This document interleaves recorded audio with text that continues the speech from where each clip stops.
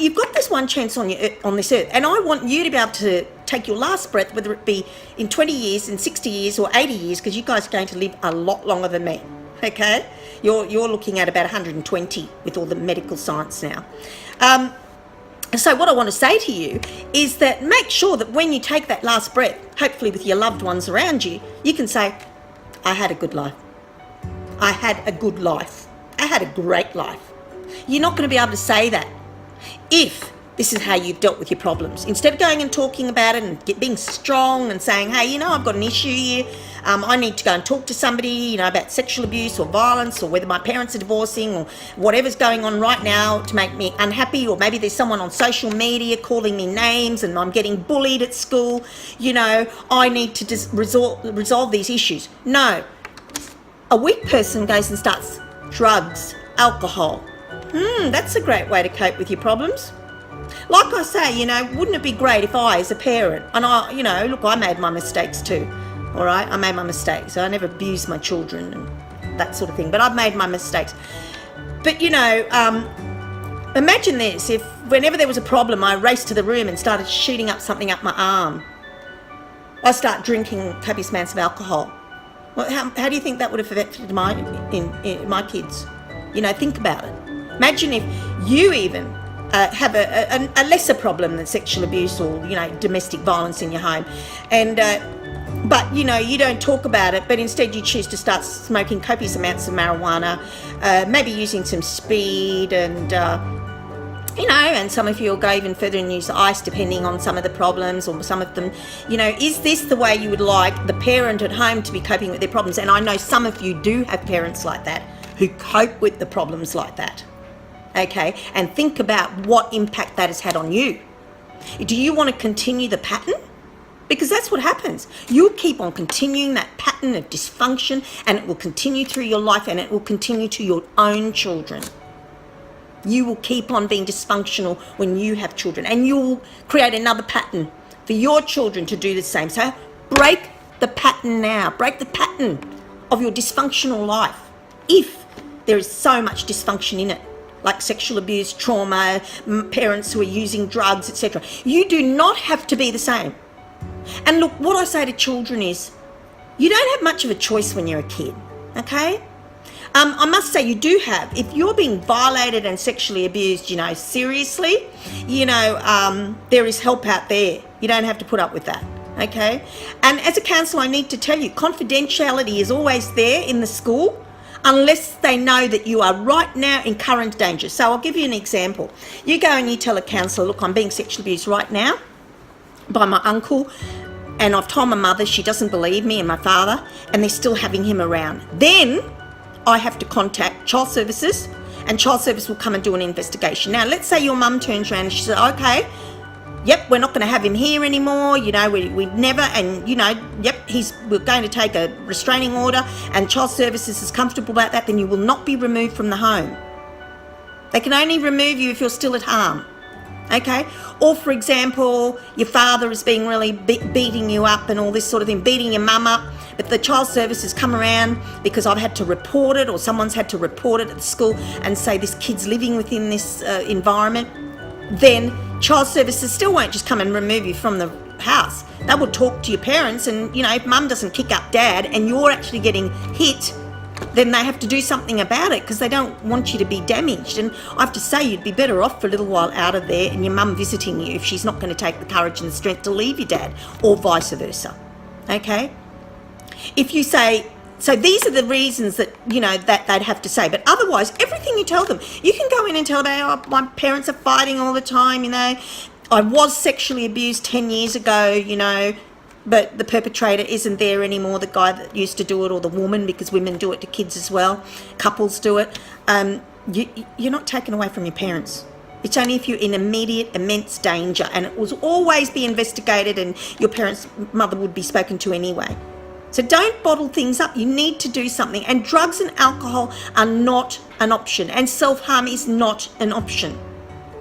I've had a challenging life. I'm not going to put it on video. I tell sometimes my clients when I'm by myself, okay? But I'm telling you now, I've had a challenging childhood. I could have chosen all that, but you know what I decided? I decided, you know what, I don't have much choice as a kid. As soon as I got to 15, 16, I left home. I got a great job. By the way, my mother is an awesome woman, okay? Wanted to make sure you all know that. My mother's a great woman. She looked after us, protected us, and took care of us. But what I did was I escaped from the trauma that was going on in my household, and I left. And I got a job in the bank, and I worked in Melbourne, and I got counselling, and I did everything in my life to move forward in life, not to stay stuck along with my parents. I wanted to make a difference to my life. You know, you can either choose to keep on being a victim for the rest of your life. Yeah, look, all this bad stuff happened to me, so I'm just going to shoot up drugs, and I'm going to take some stuff, and I'm going to smoke copious amounts of dope, and I'm just not going to deal with my problems. You have to deal with your problems. That's life.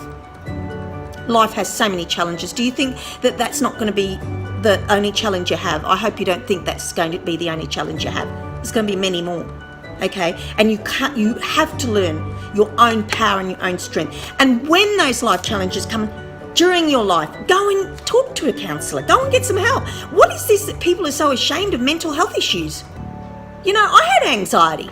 I had terrible anxiety after a car accident. And then my partner and I broke up. Everything, I started having panic attacks. Did I sit down and start self-harming? Did I go and decide, I'm going to start drinking alcohol? No, I didn't. I went and got help. I went and saw a counsellor. And with no shame, I broadcast that all over Facebook. I broadcast it in all my videos. There is no shame in going and getting help. What else do I have to tell you? You need to take charge. Life is not easy. And it'll keep you trapped. And you will grow up to be an adult who's still trapped. So make the move now. When school's starting again, when school goes back and you're in there, don't play up for your teacher. Don't take it out on her. It's not her fault or his fault. Get yourself some help, because you are smart. And I can tell you, you're the future of our society. And too many of you are getting onto ways of coping with challenges in life, and by doing horrible things like self-harming yourself. I mean, I'd not even heard of this till many years later, and it seems almost like now everybody decides to get a razor blade and start cutting. Look, the people that really self-harm, often they've had terrible abuse. They're not an option, guys. Okay, we have to be tough in life. We have to keep on moving forward, and remember, there will be times where you might get in the wrong relationship, it breaks up, or someone leaves you. It's not the end of the world. You will survive. You are a survivor. Human beings are very much survivors, okay? But in order to do that, you've got to start now as a kid, and you as a teen, a child, you've got to start now by instead of acting out inappropriate in the classroom or at home and starting to do the drugs and the alcohol, etc., and the self-harm, you've just got to go, hang on a minute, I'm a smart person. I'm going to go and get help. I have to tell you a lovely story before I go.